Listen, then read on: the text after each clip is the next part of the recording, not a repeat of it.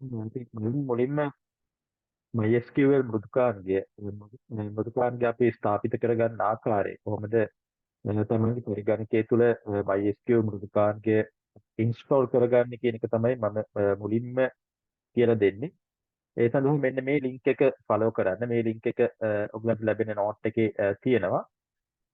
Soft copy එකෙත් තියෙනවා. ඒ අනුව මේ ලින්ක් එක උඩ ක්ලික් කරන්න.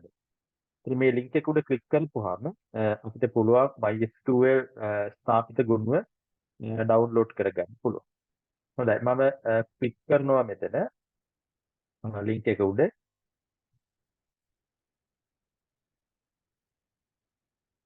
ක්ලික් කරපුවාම ලැබෙනවා මෙන්න මේ වෙබ්සයිට් එකට අපි ගෙනියනවා. මේක MySQL official වෙබ්සයිට් එක. මෙතනින් තමයි MySQL වලට අදාළ ඒ ස්ථාපිත ගුණ අපි ඩවුන්ලෝඩ් කරගන්න මෙතනින්.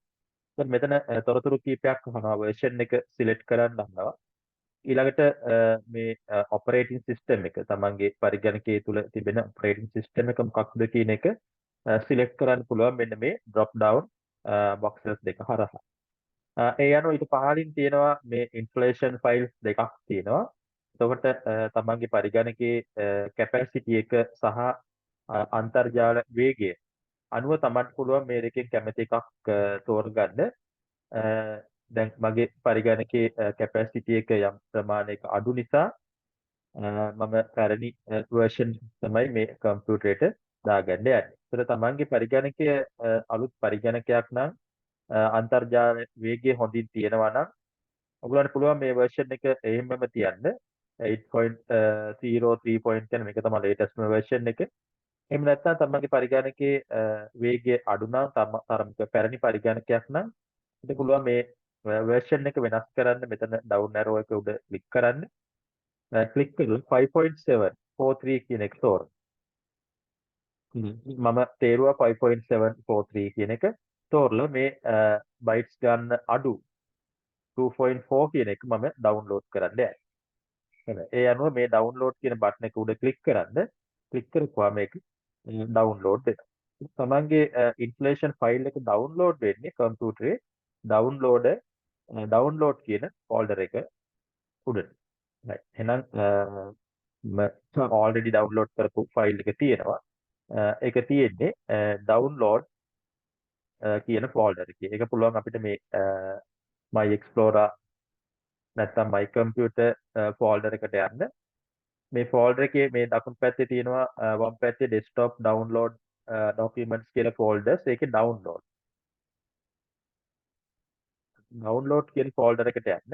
ඒතර download කියන ෆෝල්ඩර් එකේ installation files දැන් මේකේ කීපයක්ම තියෙනවා. ඒකේ 5.7 5.7 කියන එක තමයි මම ඩවුන්ලෝඩ් කරේ. ඒ ඩවුන්ලෝඩ් ෆයිල් එක උඩ ඩබල් ක්ලික් කරන්න. මේක තමයි ඉන්ස්ටලේෂන් ෆයිල් එක. right. දැන් අපි ඉන්ස්ටලේෂන් ෆයිල් එකෙන් MySQL කම්පියුටරේට ඉන්ස්ටෝල් කරන්න යනවා. එන්න මේ ඉන්ස්ටලේෂන් ෆයිල් එක උඩ ඩබල් ක්ලික් කරන්න. මේ ක්ලික් කරපුවාම මේක ඉන්ස්ටෝල් වෙන්න පටන් ගන්නවා. දැන් පේනවා ඇති මේ මැසේජ් එක.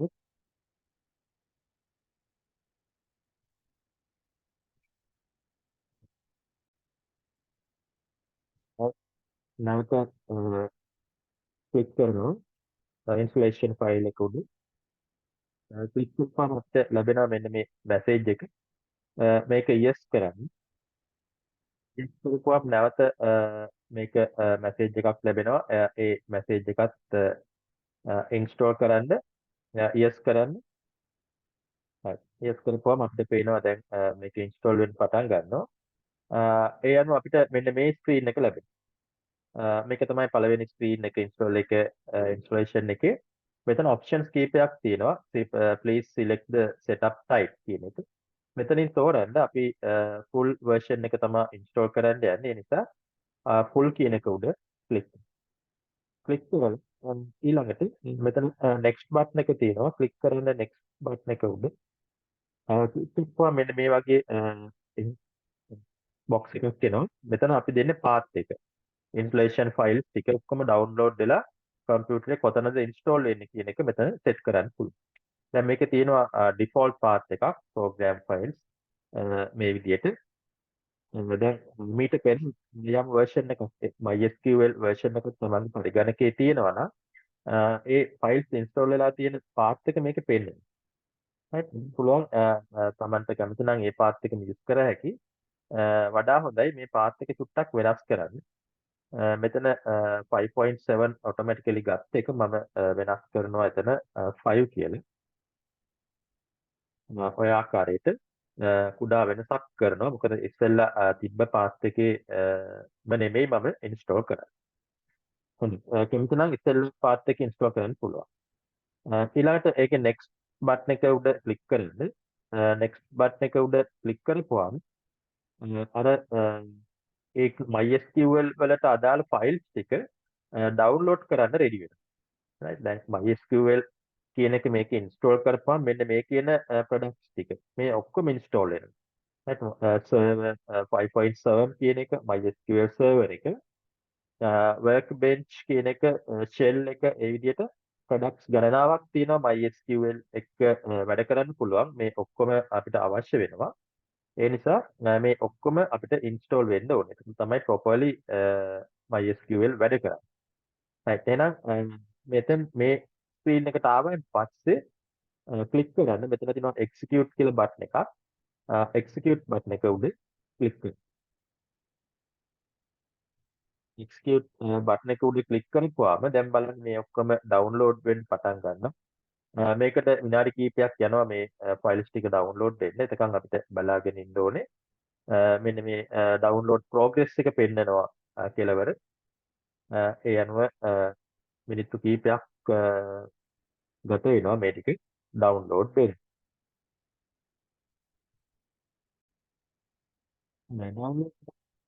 හොඳයි download වුණායින් පස්සේ මෙන්න මේ විදිහට පෙන්නනවා මේ screen එක. downloaded කියලා අවශ්‍ය product ටික දැන් download වෙලා ඉවරයි.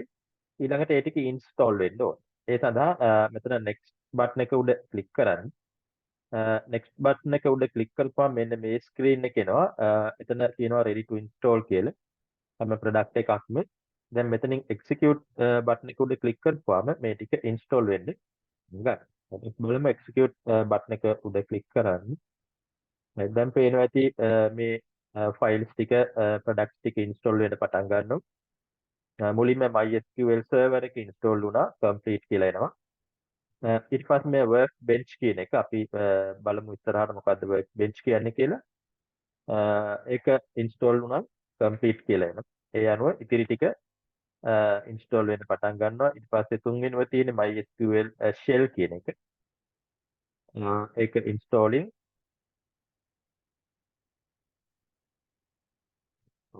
මේ ටික install වෙන්නත් තරමක කාලයක් ගත වෙනවා. අපිට බලාගෙන ඉන්න ඕනේ මේ ටික install වෙලා ඉවර වෙනවා.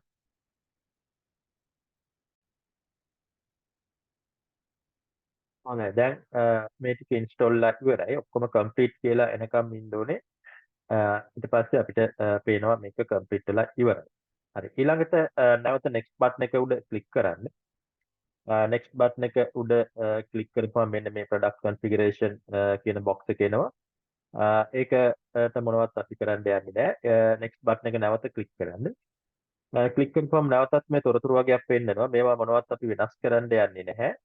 ඒවා ඒ ආකාරයෙන්ම ඒ default setting එක තියන්න. බොහෝ වෙලාවට තමන්ගේ පරිගණකයේ භාවිතා කරන්නේ මේ developments වලට. ඒ නිසා development computer කියන එකේම තියන්න.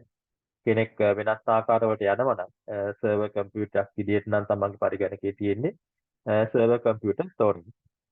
right බොහෝ විට තියෙන්නේ තමන්ගේ පරිගණකයේ මේ developments වලට. ඒ නිසා development computer කියන එක තියන්න. අනිත් ඒවා මොනවත් වෙනස් කරන්න යන්න එපා. නැවත next button එක උඩ click කරන්න. next button එක උඩ click කරපුවම අහනවා password එකක්. මේක root password එක. right මෙතන password එකක් ලබා දෙන්න. මේ password එක ලබා දෙන ගමන්ම මේක කොහේ හරි ලියලා තියාගන්න. මොකද අමතක වුණොත් අපේ මේ installation එක වෙනස් නැතුව යනවා. මම මෙතන password එක දෙනවා. මේ password එක මම වෙනත් තැනක ලියාගෙන තියාගෙන ඉන්නේ. එකම password එක මේක root password එක repeat කරනවා ඊළඟ line එකේ repeat කරන්න අහන්නේ. එකම පාස්වර්ඩ් එක මේ දෙපාරක් දෙන්න. ඊපස්සේ පාස්වර්ඩ් ස්ට්‍රෙන්ත් එක මෙතන පෙන්නනවා ඔටෝමැටිකලි මගේ එකේ මේ වීක් කියලා පෙන්නන්නේ කමන්නේ තමන් විතර නම් පාවිච්චි කරන්නේ මේ පරිගණකය මේ පාස්වර්ඩ් ස්ට්‍රෙන්ත් එක ගැන ඒ තරම සැලකිලිමත් වෙන්න අවශ්‍ය නැහැ. නමුත් තමන් ඩිවෙලොප්මන්ට්ස් කරනවා නම් වෙන අයත් භාවිතා කරනවා නම් තමන්ගේ පරිගණකය පාස්වර්ඩ් ස්ට්‍රෙන්ත් එක ටිකක් වැඩිපුර එකක් දෙන්න. ස්ට්‍රෙන්ත් එක වැඩි වෙද්දී අපිට එක එක සිම්බල්ස් එහෙම පාවිච්චි කරන්න වෙනවා. එතකොට පාස්වර්ඩ් එකේ අමතක වීමේ සම්භාවිතාවය වැඩි. ඒ නිසා තමයි මම මේ පහසු දෙයක් මෙතන පාස්වර්ඩ් එක විදියට දුන්නේ. හොඳයි. ඉතින් පාස්වර්ඩ් එක දීලා ඊළඟට next button එක උඩ ක්ලික් කරන්න. next button එක උඩ ක්ලික් කරපුවාම ඊළඟ මේ සර්විස් නේම් එකක් කියලා අහනවා MySQL මේක අර පරණ එකක් අරන් තියෙන්නේ මම මෙතන 57 අයින් කරලා 50 විදිහට තියෙනවා. ඊළඟට next button එක උඩ නැවත ක්ලික් කරන්න. right මෙතන Windows service name එක ඉස්සෙල්ලා 57 තිබ්බේ මොකද ඉස්සෙල්ලා මේකේ install කරලා තිබ්බා ඒ නම තමයි අරන් තියෙන්නේ. ඒක අයින් කරලා නැවත install කරද්දී අර ඉස්සෙල්ලා නම මෙතන පෙන්නනවා. එතකොට එකම නම දෙපාරක් තියෙන්න බෑ. ඒ නිසා එතන වෙන නමක් තියෙන්න ඕනේ folder එකට. මම 50 කියලා එක වෙනස් කරනවා. ඊට පස්සේ අනිත් ඒවා මොනවත් වෙනස් කරන්නේ නැහැ. standard system account කියන එක එහෙමම තියන්නේ. next button එක උඩ ක්ලික් කරලා නැවත server file permission කියලා එකක් අහනවා.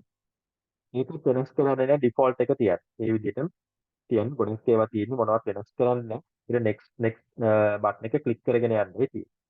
මම next button එක ක්ලික් කරන් ගියා. ඊට පස්සේ මොනවා apply configuration කියන එක ඒක අපිට apply කරන්න ඕනේ මේ ඔක්කොම configurations අපි apply කරන්න ඕනේ. ඒ නිසා මෙතන execute කියන button එක උඩ ක්ලික් කරපුවම අපිට පේනවා මේවා එකින් එක එක්සිකියුට් වීගෙන යනවා. මෙන්න මේ හරි ලකුණ කොළ පාටින් හරි ලකුණ හැම එකකටම ලැබිලාද කියලා පරීක්ෂා කරන්න. හැම එකටම ලැබිලා නම් අපේ configuration හරි. එහෙනම් finish button එක උඩ ක්ලික් කරන්න. ඊට පස්සේ නැවත product configuration page එකේ එනවා box එක. ඒක නැවත next කරන්න. next කරාන් පස්සේ එනවා router configuration එනවා. මේකත් අපි වෙනස් කරන්න යන්නේ නැහැ මොනවා. finish button එක උඩ ඊට පස්සේ නැවත next button එක උඩ ක්ලික් කරපුවාම connect server කියලා එකක්. ඉතින් මේක success වෙන්න ඕනේ.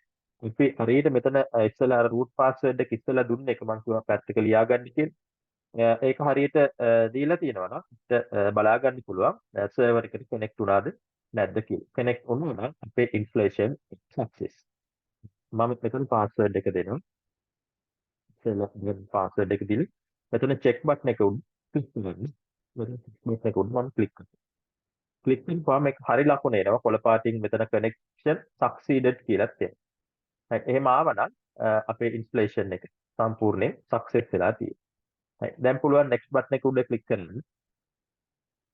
ක්ලික් කරපුවාම apply configuration නැවත අහනවා ඒකත් execute කරන්න. මේ දෙකම කොළ පාට උනායින් පස්සේ අපිට පුළුවන් finish button එක ක්ලික් කරන්න. එතකොට නැවත next button එක උඩ ක්ලික් කරන්න. ක්ලික් කරලා installation complete කියන මේ message box එකේ ඊට පස්සේ මේක මෙතන finish කරනවා. මම මෙතන finish button එක උඩ ක්ලික් කරනවා. ක්ලික් කරපුවාම අපිට පේනවා MySQL මුලින්ම මේ workbench එක තමයි පෙන්නන්නේ. අපිට workbench එකේ වැඩ කරන විදිය මම පස්සේ session එකකදී කරනවා. දැනට මේක මම close කරනවා. මේ shell එකක් පෙන්නනවා MySQL shell එකක් open කරලා පෙන්නනවා. ඒකත් මම close කරනවා.